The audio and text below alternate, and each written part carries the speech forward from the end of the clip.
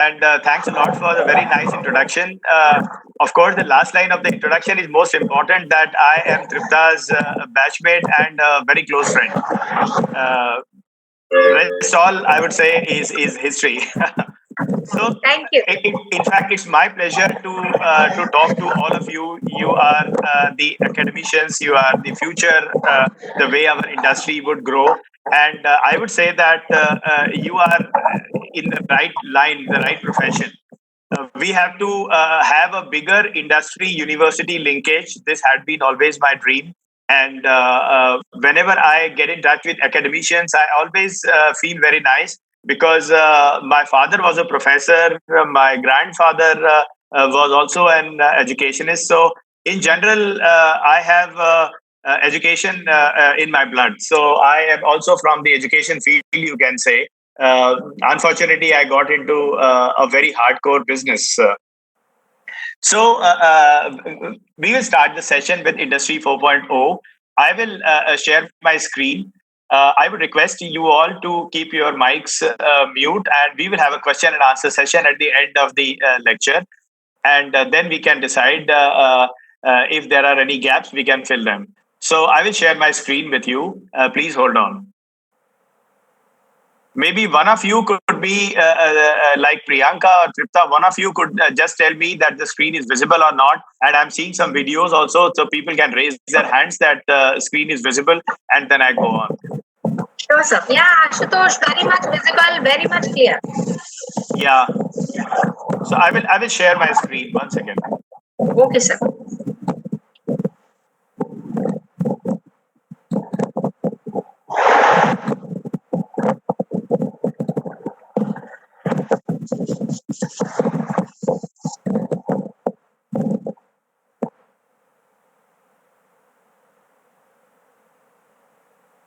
So I'm sure the screen is visible. Yes, sir, it is visible. Perfect. So I will just very briefly introduce you to smart controls and what we do. So smart controls, I founded in 1999. We started off as an automation company, and then we had a very strong flavor of IT in all our automation solutions. So it was automation was industrial automation, what I mean. And slowly we emerged as a digitalization organization, and just few weeks back we announced that smart controls will majorly be into industry 4.0 practice. So this is actually the right forum when we are discussing about industry 4.0, and this is something which is extremely close to our heart. I will try to clarify most of your doubts regarding all the jargon words which are there in the market today, like Internet of Things, industrial Internet of Things. Of course, Industry 4.0 is an umbrella of all the jargon words, I would say. So let's. So I'm going to talk about these four topics in general.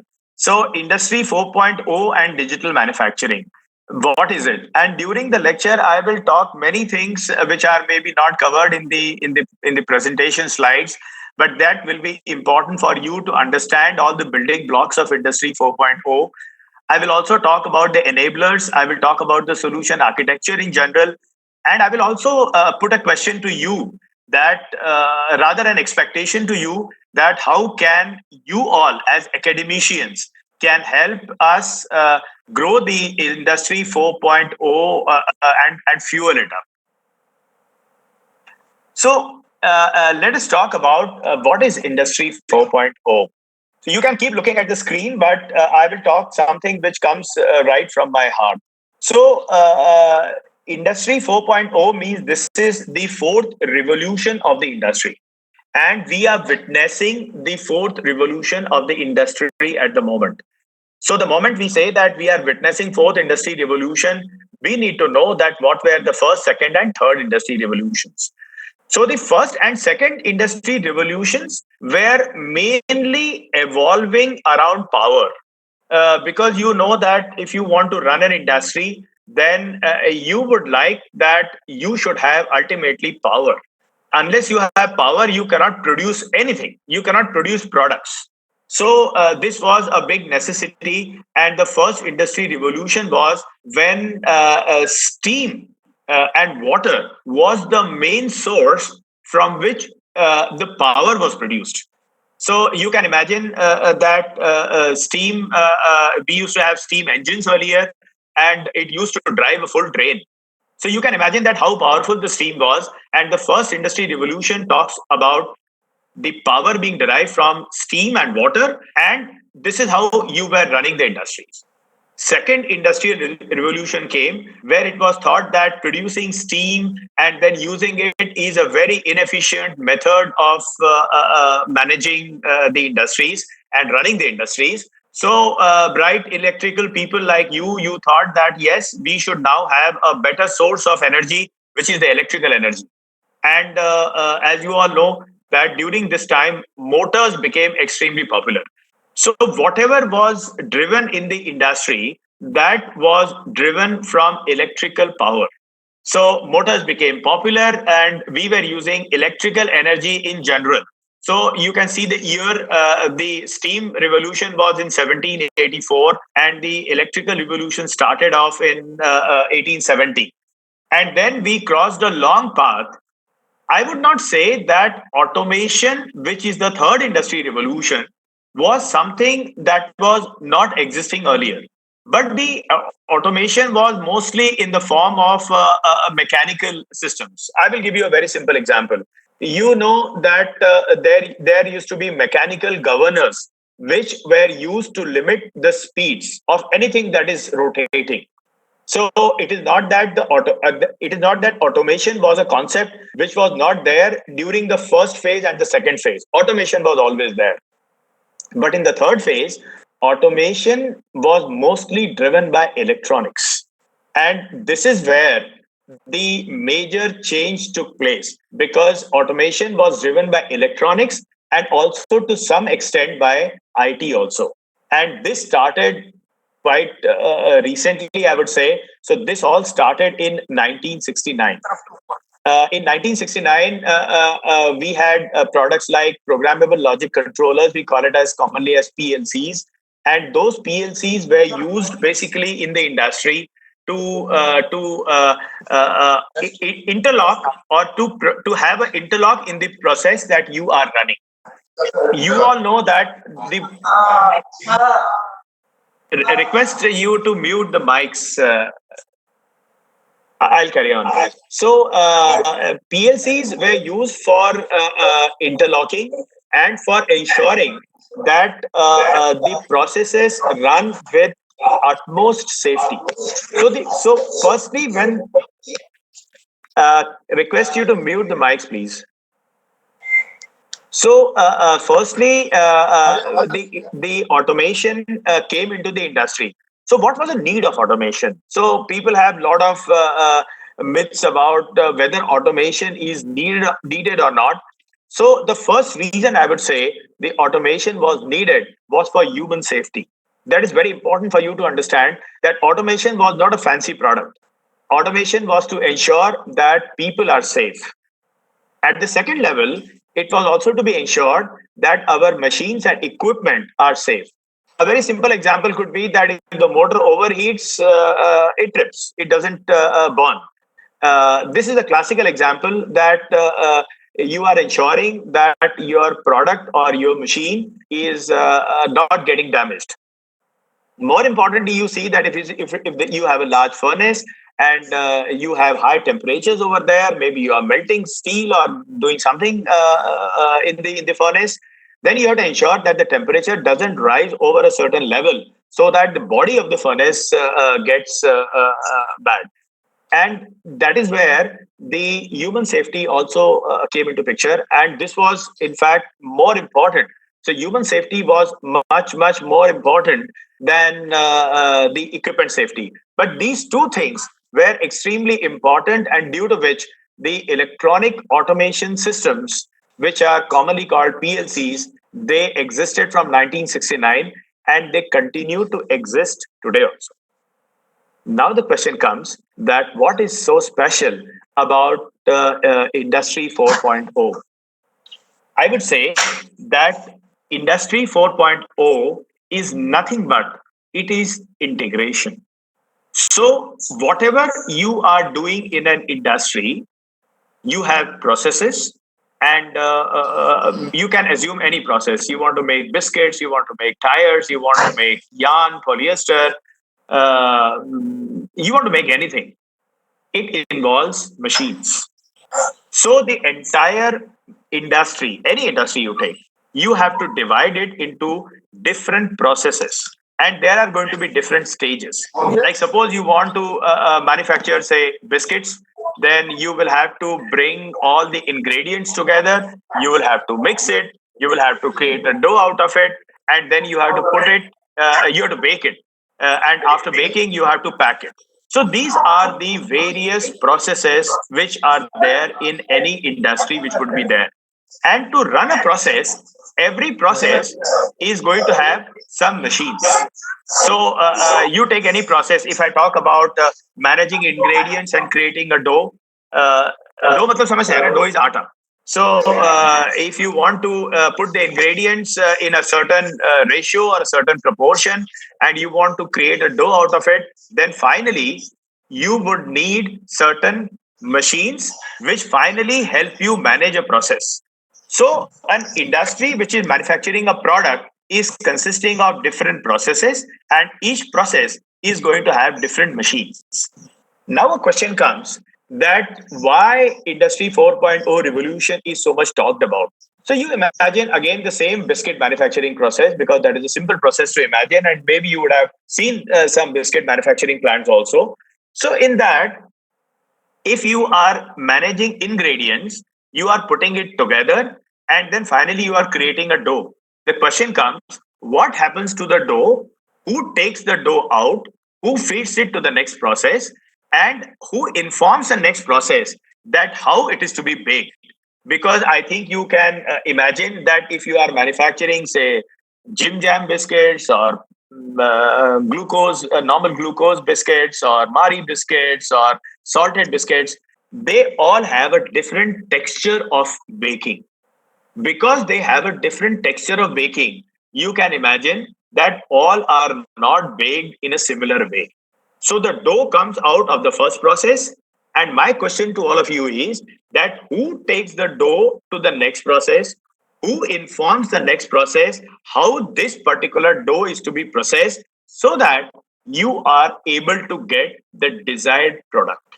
So the answer to it is that it is human beings. What does it mean? It means that two processes are linked with each other through a human intervention. So people will take the dough, they will store it somewhere. Maybe the storage space may not be sufficient if the baking plant is not running. So they will take a decision. If the baking plant is not running, then they will stop the dough preparation plant based on how much space they have. Once the dough is prepared, depending on what dough has been prepared, they will take it to the baking station.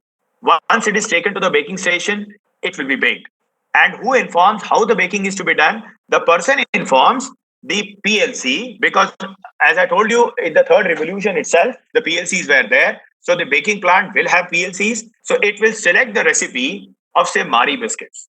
Now you imagine a situation that the dough which has been taken to the baking station, accidentally the person did not understand that this dough was to manufacture, say, salted biscuits, and the recipe was different. And he takes it to the next process, and he informed that I want to manufacture, say, glucose biscuits. So the recipe of glucose biscuits runs, and it completely generates scrap. So the dough which you are feeding into the next process, what it does, it completely generates scrap. Why? Because of the mistake done by the human being. Let's take another example. Your baking plant is closed, you are continuously producing dough, and you have a certain, I would say, stock area where you are storing the dough, and you are not informing the operator who are managing the dough preparation plant that we have enough dough on the shop floor, we don't have enough space to store it. And you prepare maybe one or two more baskets of the dough, and then you have problem where to store it, and there is no space on the shop floor to walk, due to which you have also safety related issues. So again, human intervention. Wherever there is there are two types of industries. One is called a continuous plant, and the other is called a discrete plant. The continuous plant always feeds whatever has been produced in the first phase to the next process, and this goes on continuously without any interruption. But here, what is happening is, in a discrete manufacturing plant, we have processes which are linked by human interventions. I hope this concept is now clear. So we have discrete manufacturing plants. And what are the classical examples of discrete manufacturing plants? So I can say tire is a discrete manufacturing plant, food is a discrete manufacturing plant, plastics is a discrete manufacturing plant, glass is a discrete manufacturing plant, steel is a discrete manufacturing plant. So, and what are continuous process plants? Polymerization is a continuous process plant. All oil and gas plants are continuous process plants, because the intermittent product you are producing is maybe at 2000 degrees centigrade. If it is molten steel, or if it is very hot, then you cannot handle it manually. And that is why these plants are classically continuous plants. So in the discrete manufacturing plants, the problem is that different discrete processes, which finally are linked to produce the end product, in these discrete plants, you are having a problem that the processes and the machines are linked with human intervention. And this is where the problem is.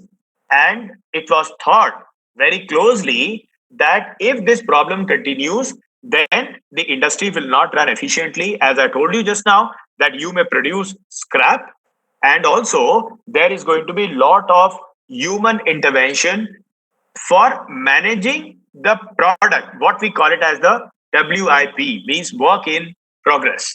So the WIP area, so anything between the two processes is called WIP, and we have difficulties in managing WIP.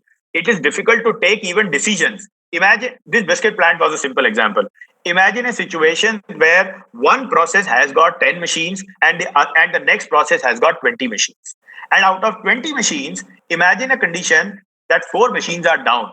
Then how do I inform the previous process that because of this, you need to shut maybe one machine, or maybe one machine in one shift? How do I manage that situation automatically so that my WIP area, which is between both the processes, doesn't get filled up? And I want to ensure that once my product is created, that product should enter into my next process, and the next process should process the product without a human intervention. Here comes the definition of Industry 4.0, which is the fourth revolution of the industry. And what is the definition? The definition is that in the industry, the processes or the machines will talk to each other. The machine in the previous stage will talk to the machine in the next stage. The processes will talk to each other, not just the processes. The product will also inform the process how to process me.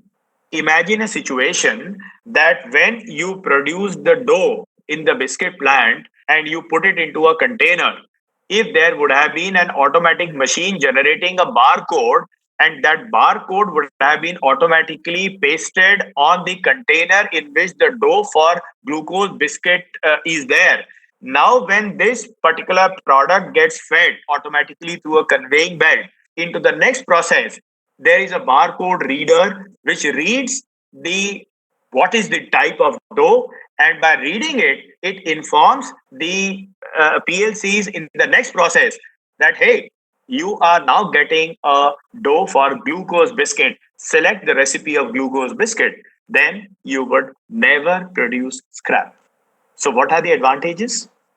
The advantages are you will have a better productivity. You will have a reduced downtime. I will explain you how. And you will have a reduced scrap generation. And to achieve this, what we have to do is we have to link the third revolution products, which are PLCs, sensors, controllers, DCS, whatever products are there, which were invented in the third revolution and they got matured over a period of time, those products, they talk to each other. If anyone asks you what is Industry 4.0, you can say that whatever automation products you produced in the third revolution, we want them to talk to each other and take decisions automatically without human intervention. This is the fourth revolution of the industry. Yesterday on LinkedIn, I wrote a very short statement because we are passing through difficult times. We are passing through challenging times. But remember that the best inventions happen when you pass through challenging and difficult times. And this is exactly what is going to happen now. So what I wrote on LinkedIn yesterday evening was that the fourth revolution of the industry started 4 years back.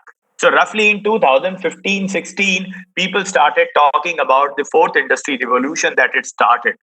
But in the last 4 years, although we have many solutions to our credit, where we gave a full blown Industry 4.0 solution to the industry, but still the customers used to have hundreds and hundreds of questions. They were not allowing us. So, although Industry 4.0 revolution started 4 years back, but the industry was not prepared. And now, with the COVID-19 scenario, my prediction is, which will go 100% true. So, my prediction is that now Industry 4.0 will be the need. People will come to us, people will come to you. Industries have to be converted into the fourth revolution, which started 4 years back, but it accelerates now in the post COVID scenario. Why?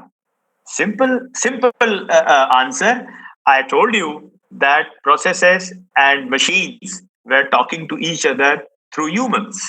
And now I would not use the word, we don't want humans, but we want less human intervention. This is the biggest disruption, in my opinion, of this century. I do not know how our politicians are going to react.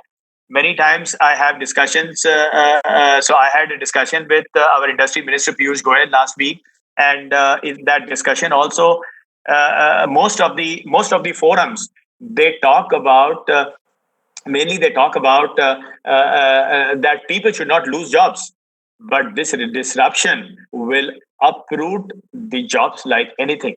Then what will happen? What will happen is that new jobs will get created.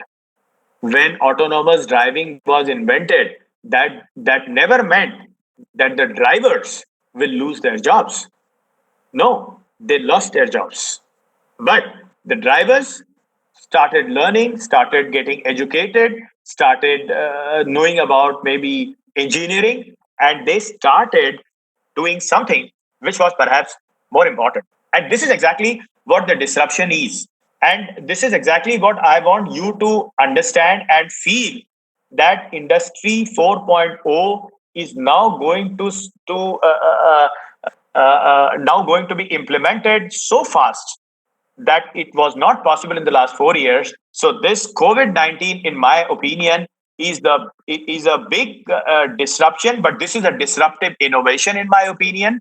And this disruptive innovation will bring Industry 4.0 into a real high speed track, in my opinion. I will move forward. Now the question is, now these are the simple things, but these simple things are something where you can really contribute. Now, what are the enablers for digital manufacturing? You imagine the situation that I already explained to you. There are two processes.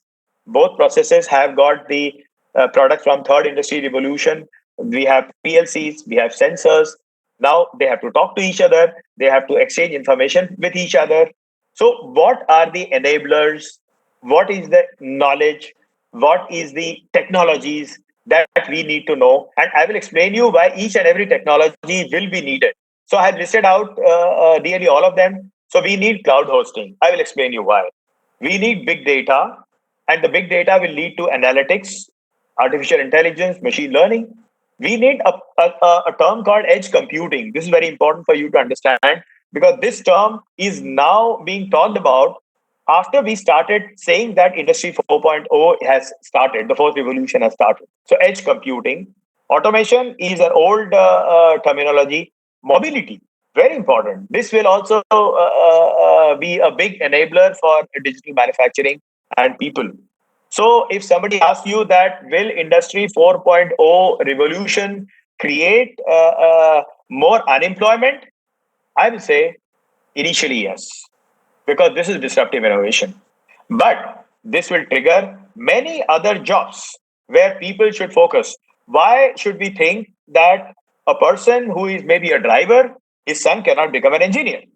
So, just for your knowledge, my driver who is driving my car from the last almost 20 years, his son is an engineer working in our own factory. As an engineer, he prepares drawings, he prepares control panels, he understands all the automation technologies, and he is a very bright electronics engineer. So, people will migrate. So, the answer to this disruptive innovation is that initially unemployment will surely get created. The moment you apply the fourth revolution of the industry in any factory, you will initially realize that people or the management would say, why do I need people then? But no, you need people for better jobs. And those jobs will be created for establishing this technology. And this technology has got enablers, and these enablers are something which I have listed down over here. I will move forward. Out of these three, we have listed out, sorry, out of these three, we have listed out three of them which are very, very critical, which you also need to understand. I have listed down cloud hosting, big data and analytics, and edge computing. These three terms you will have to understand. So I will start from the bottom, the edge computing. So what is edge computing? So edge computing is a terminology which is married to cloud hosting. So if there had not been anything like cloud, there had not been anything like edge. What was done earlier was, imagine the situation again, that we have one process, we have second process, we have third process. All the processes are to be linked with each other. So they have to talk to each other. If they have to talk to each other, there has to be a common medium on which they have to talk. And what could be that common medium? First of all, from the IT perspective, it has to be a server. There has to be a software running on this server which can practically talk to each of them. Imagine the first process talking English, the second process talking Hindi, the third process talking German. So, what I need in this common server is a software which can talk to all of them. Now, imagine a situation that this server is able to talk to all of them, but my factory is running. I have 10 factories across the globe in different locations, and I'm the owner of the factory. Now I want to know at all point of times what is the product that I have produced, the assets that I have, what kind of efficiency or what kind of OEE is there for each and every machine and the asset that I'm using for production, because I buy assets. And if somebody comes to me that we need more machines, then I can argue with that person that you are not using the existing machine with proper efficiency because I have the data. And how do I get the data? The data can be made available to me on the most common device that I use is mobile. Now, if I want to get the data on the mobile, then what I would need to do is that this server, which is connected to all my three processes, that server need to transfer the data onto the cloud. What is cloud? Cloud is simply any computer or server which has got a static IP. So I can push the data from this server to maybe a cloud platform, which is nothing but a server with a static IP. So whatever data I am gathering from all these three processes, I will transfer it to the cloud. Why? Because I want to access it from anywhere and at any point of time. Once it is on the cloud, I prepare a mobile app, I get connected to the cloud, and I'm quickly able to see how my plants are running, what am I producing, how much biscuits I made, how much tires I made, how much tons of steel I made. I can have all the information. What does it mean? This means that if you want to enter into globalization, you will have to push the data from the machines, not just to the server, but onto the cloud. Here comes the definition of edge computing. So edge computing is nothing but the server which is sitting on the edge, means which is sitting on the, I would not use the word shop floor, which is sitting on the location, and the location is close to my machine and the process. So anything which I am using, like a server or maybe some other product also, which I would not like to name at the moment, but there could be some other product also, but mainly the server, which is sitting close to the machine, close to the process, which is gathering the information and finally pushing this information onto the cloud. So this server sitting on the location close to the process or the machine is called edge. And now it is a server which is getting data, and it is not right for me to take the data and simply push it onto the cloud without computing it, without aggregating it, because I'm getting raw data from the machine. So what I will do is that the software will not just gather the data, it will also do some aggregations at the edge level, and the refined form of data is pushed to the cloud, because at the cloud is in somebody else's area, somebody else's premise, and I have to pay the cost. And the cost would depend on two things. First is it is going to depend on how much space I'm taking, and the second is what is the CPU utilization that I'm taking on the cloud. So it is always advised that I do all the computations on the edge, and that is why it is called edge compute. I hope this is clear. The second point I already explained was cloud hosting, means the data has to go to the cloud so that we can access it from everywhere. So this is the global access of the data which we can get. I will share this presentation with you after the lecture so that you can have more detailed information on what is given. So the cloud hosting will be needed so that you can have a global access of the data. Now coming to the intermittent part, which is the big data and analytics. This is a very important part, and I want you guys to understand it. First of all, what is big data? Maybe you may be knowing it. Sorry to interrupt you, Ashutosh. Yeah. Yeah, your video is not coming. Oh, so 1 second.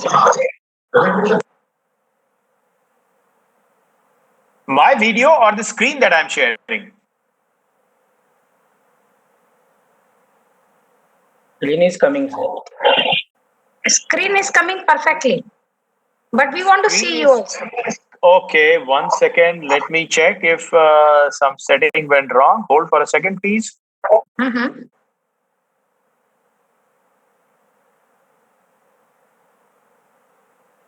Yeah, now it has come. Yeah, so maybe some button got pressed in between. Yeah. Again, it has gone. Again, it has gone. This means that WebEx has some limitation that screen sharing, and maybe this may be on only Apple devices, because I'm using an Apple device. So yes, this may be better. Yeah, I was also facing a lot of problems. I switched to HP then. Yes, I don't use from the last, I think, 10 years. I stopped using Microsoft. I use only Apple. So I'm very happy and proud to say that. So anyway, I'll continue. So you have to manage without seeing me. No, it's fine. Yeah, it's fine. So I'll carry on. So now the concept of big data. So what is big data? So the moment you say big data means some data which is big. Now, what do you mean by big? Big has a meaning which says that all the relevant data. Now imagine a situation that you are producing, again, same example, you are producing biscuits. And when you produce biscuits out, so let's take example of an oven. And in the oven, you have fed the dough, and at the end, you are getting the biscuits. Now, imagine a situation that you want to know that on what all things does the quality of the biscuits depend upon, right? It's a very logical thing which can come to your mind, that if I'm getting a good quality or a bad quality, then on what all things my quality of the biscuit is going to depend upon. Logically, if we see, then we can say that it is going to depend on the ingredients. So the way the dough has been prepared, if the dough is not of the best quality, then I will not be able to get the best biscuits out of it. So quality of dough is one data point. How do we measure the quality of dough? That's a different subject. We will come to it later. So one data point is that the quality of dough is very important. The second data point is that what is the temperature profile in the oven? Because as you all know, whenever you bake something, you will have to have a temperature profile. So it cannot happen that you suddenly bake something, suddenly heat something. So it has to pass through a gradient of temperature. It has to rise. It has to stay for some time. It has to cool down. So this gradient will be very important. So my second data point becomes my temperature gradient inside my oven on which my end product is going to depend upon. Let us take example of the third thing. After the biscuits comes out of oven, let us imagine a situation that we are running a plant in an extremely humid atmosphere and there is a huge amount of humidity on the plant, and it is not an air conditioned plant, and this humidity is causing the biscuits to get moisture and they will not taste crisp to you. So the third thing would be that we have to know that what is the humidity on the shop floor. So this becomes my third data point. The fourth data point could be that when I put the dough inside the oven for baking, there may be some little bit of human interventions which will be needed, and those human interventions are required based on the automation existing in my process. So let us imagine a situation that there is some control or some small operator intervention is needed to run this process. So this becomes my fourth data point, that it is going to depend on the person. It is going to depend on the operator. Now you imagine a situation that we are running the plant, and in the plant you find that you are not producing the best biscuits. Automatically the management asks that why we are not getting the best biscuits. You know that there are 4 points. One is the raw material quality, second is the temperature gradient, third is the humidity, and fourth is the person. So to analyze this data, which I will call it as a big data for controlling the quality of my end product, is a very important enabler for industry fourth revolution. So what is needed is that if you want to achieve something like a high quality product, what you need is you need to know that on what the product quality is going to depend upon, right? And if it is going to depend upon various data points, you need to acquire it in whatever form it is. Something may be available in the PLC, something may be available in the Excel, something may be available in the shift register or HR roster. I would say that in this particular shift, this man is there, or maybe a biometric scanner which tells you that Mr. X was there in this particular shift. So these data points must be brought together. And when you bring them together, you call it big data. And when you analyze that on what the end product is going to depend upon, that is called analytics. So this is data analytics. So big data and data analytics go hand in hand. And data analytics is also called machine learning. It is also called artificial intelligence, things like that. So these are the top 3 key enablers. This is a typical solution architecture which I have tried to draw here. So we have different production lines. If you see at the bottom, we have this third industry revolution product PLC, which is controlling all the lines. On the upper level, you have the different types of servers which are acquiring the data, bringing it together for all the machines so that you can do an analysis and things like that. And you're also putting it onto the cloud so that you can access the information about these lines, the machines, about the quality of the product, about the efficiency at which the lines and processes are running on a mobile phone. And for that, you need to take it onto the cloud. So this is a brief solution architecture of the Industry 4.0 implementation. We have just tried to explain that what all could be a big data. So as you see, the big data can consist. What we feel is that big data would consist of only the control system, right? But it is not like that. Big data consists of process parameter from the control system. It will also depend on the logs. It will also depend on.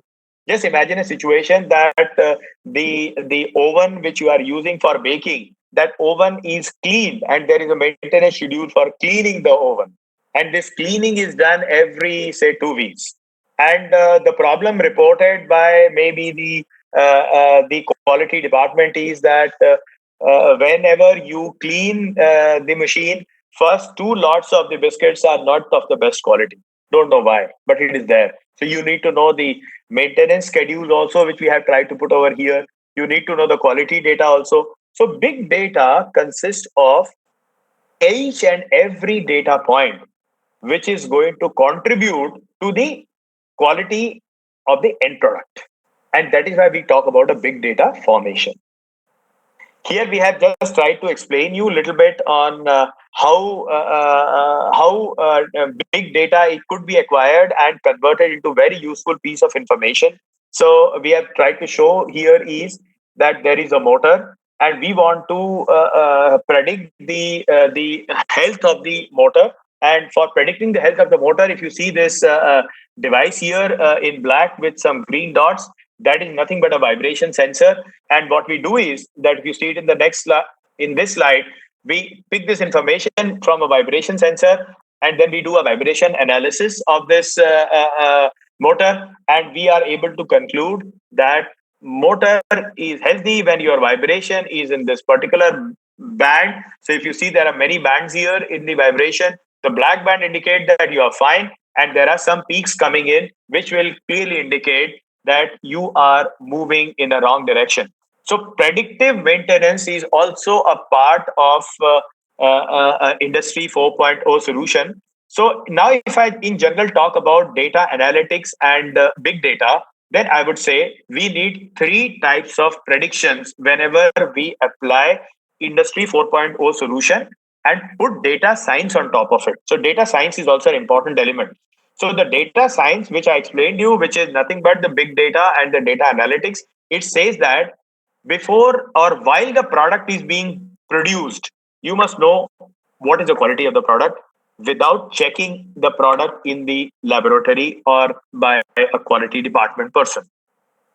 So prediction of quality. Prediction of production is very important. I ask my machine to produce A product 100 numbers, B product 20 numbers, C product some other numbers, and I want to know that when this production schedule is going to get completed. Like your car GPS, I want to know when I'm going to reach my destination. Your car GPS is a classical example of Industry 4.0. It is continuously checking what is the traffic. It is continuously checking your speed, and this all assimilation is taking place on the cloud, and it is able to tell you that you are going to reach your destination at 3012. The moment you reduce your speed, at the moment you come across traffic, this number changes from 3012 to maybe 3050. This is exactly what you need to achieve in the industry also, that if you have a production plan running in the industry, you want to know when am I going to finish the production plan. Is it today at 12 o'clock or tomorrow at 12 o'clock?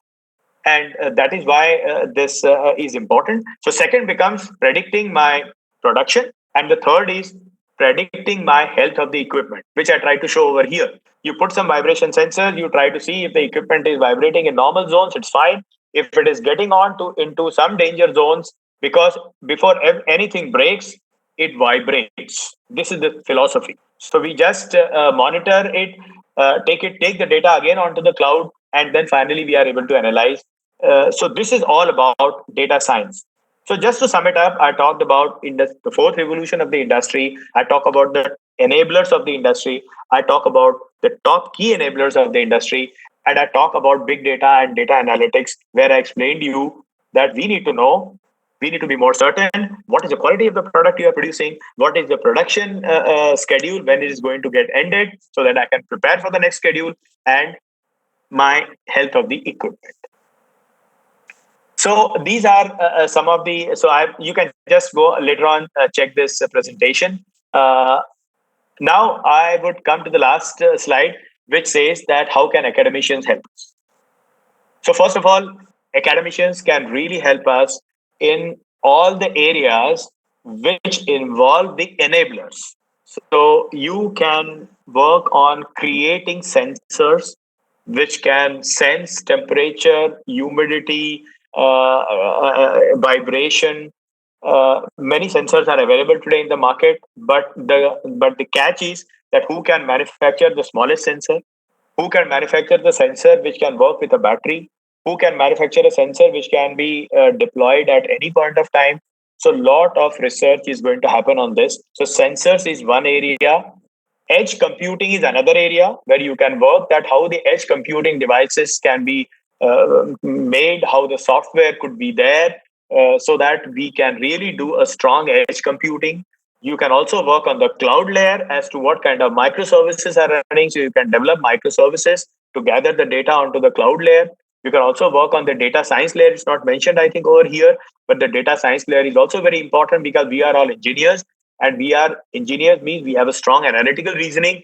And what you need is only an analytical reasoning to find out or to predict what could be the quality or production or the health of the equipment. So, data flavor of data science is also an important element of Industry 4.0. So, to sum it up, we want to get into integrated manufacturing by integrating different processes, different products which we are manufacturing, by putting maybe barcode or RFID onto the product itself, which we are manufacturing, to identify it. And then finally, they talk to each other. They talk to each other at the edge level. We gather data, refine it, collate it, take it onto the cloud, store it onto the cloud, show it on the mobile phones as different dashboards and different analytics, analyze the data, and do some predictions using data science. So this is all about Industry 4.0.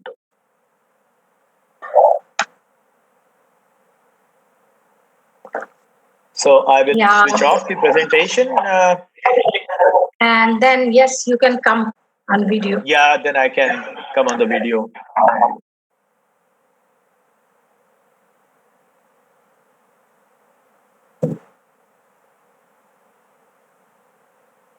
Yeah, so Yes. I'm back. Yeah. So, any question from the audience, from the participants? I can see in the chat box there was one question by Pragya. Industrial Revolution 4.0. What O represent? It is 0. 4.0. It's 4.0. 4.0 is a common English jargon of 4.0. And the reason why we talked about 4.0 is because before that we were talking about first revolution, second revolution, and third revolution. But the fourth revolution is not going to last for 20 years.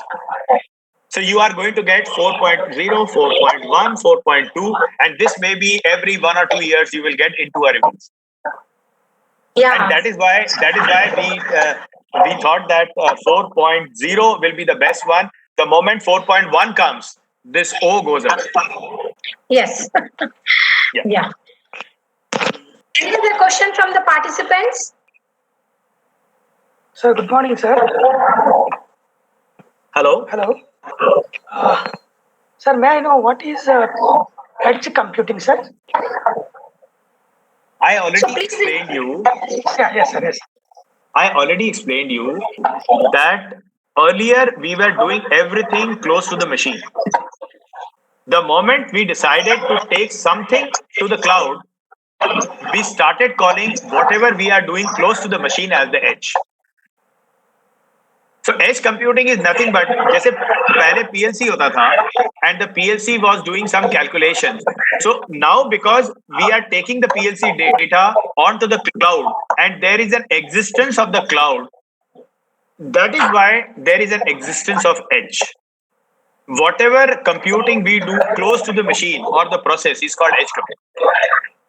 Thank you, sir. Thank you. Yep.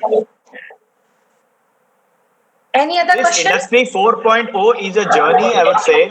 So you will not get any questions, maybe, or you will get a lot of questions at a later point of time. Tripta, I'll send you this presentation over your mail. You can share it with the respective people, and you can access me over LinkedIn, or you can share my coordinates, Tripta, with everyone. And if you have questions, then you can write to me, and I will surely be most delighted to reply to you.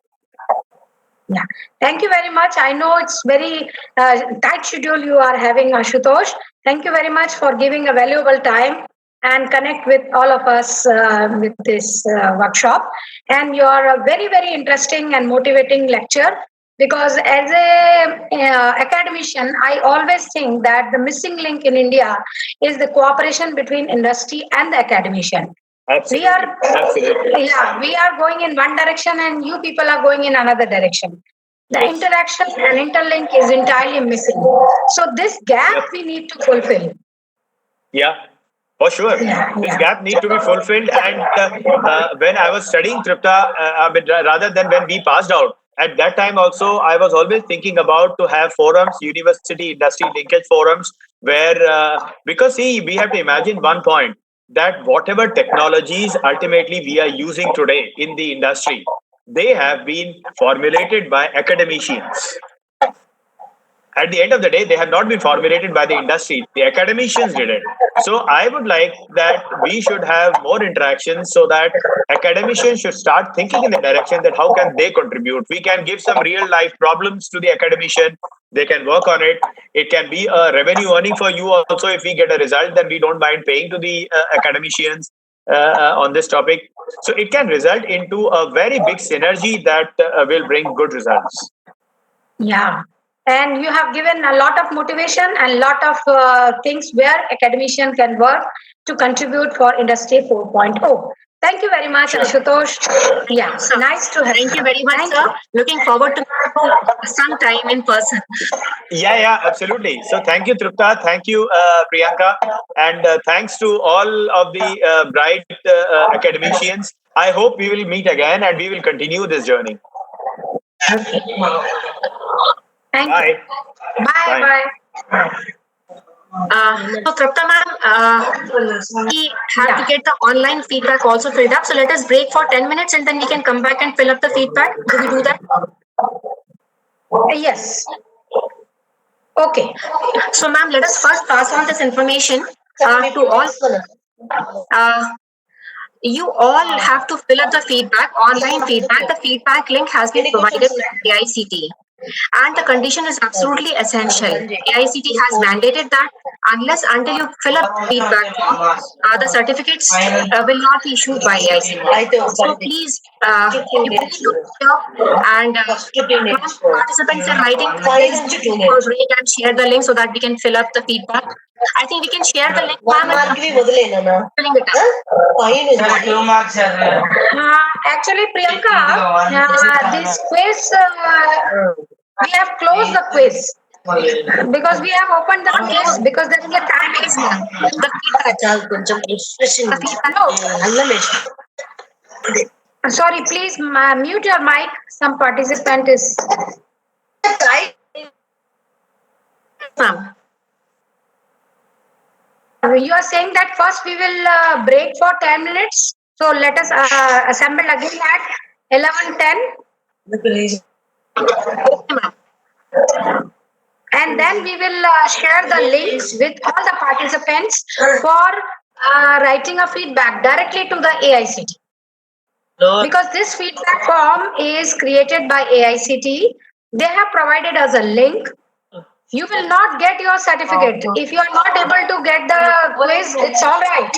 But if you are not able to write this feedback, then you won't be able to get the certificate. Because certificate, please close your mic, mute your mic. So this is very essential to participate in the feedback. So I will again repeat that this feedback form is created by AICTE. Everybody who has participated in this workshop, they need to fill the feedback which will directly go to the AICTE. And those who are not going to, not able to fulfill that feedback, they are not going to get certificate. So it is must for everyone. So I request all the participants that let us break for 10 minutes. We'll assemble once again at 11:10, and then we will start filling the feedback form. Is it okay, Priyanka? Yes, ma'am. Meanwhile, I will give the feedback form, feedback link to all participants as well, because some of them have not been able to access the chat. So if they are not able to access the chat, then they can access through mail as well. So meanwhile, I'll do that. Yes, yeah. So, okay, let's break for 10 minutes and then we will come again. Okay, bye. Okay, ma'am. Okay, ma'am. Bye.